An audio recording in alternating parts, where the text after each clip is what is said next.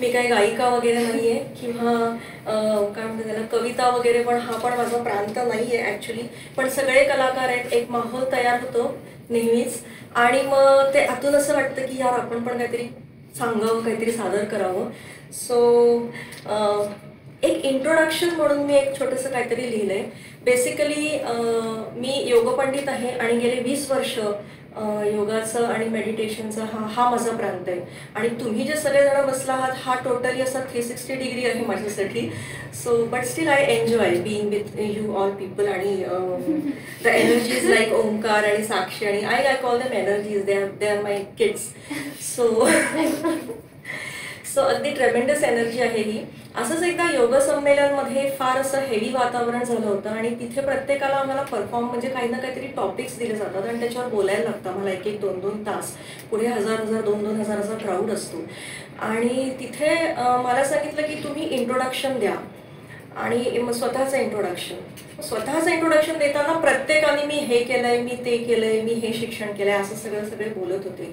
And I somehow felt की नाही यार दिस इज अगदी रुटीन होतंय, सो आपण काहीतरी वेगळं सांगायला हवंय. आणि त्यावेळेला अगदी आयत्या वेळेला सुचलं आणि मी ते पटापट खरवडलं आणि ते आता तुमच्यासमोर मी सादर करणार आहे. सो अगदी आल्या आल्या चाफा झाला, मोगरा झाला, गुलाब झाला, अगदीच म्हटलं तर गेंदे का फूल भी हो गया, पण प्राजक्ता राहिलं की पारिजात राहिलं. सो त्याच्यावरच मी एक छोटंसं आता हे करणार आहे. फार खोलबिल आणि फार असे एक्सपेक्टेशन्स ठेवू नका. This is a very simple sort of a thing. So माझं इंट्रोडक्शन देताना मीच माझ्यावरच लिहिलेली कविता, मला कोणी प्रेमी वगैरे नाही मिळाला म्हणून मीच माझ्यावर केलेली ही कविता आहे. So self love. येस. मी प्राजक्ता. हो, मी प्राजक्ता. अगदी बरोबर. आपण पारिजात म्हणतो ना, तीच मी. चांदण्या रात्री नखशिखांत भरगच्च फुलांनी सजलेली मी प्राजक्ता. चंद्राच्या साक्षीने बहरणारी मी प्राजक्ता. केशर कस्तुरीच्या रंगाने आणि सुगंधाने नटलेली मी प्राजक्ता. प्राजक्ताचं देठ हे केशरी रंगाचं असतं म्हणून इथे केशर आणि कस्तुरी दोन्ही.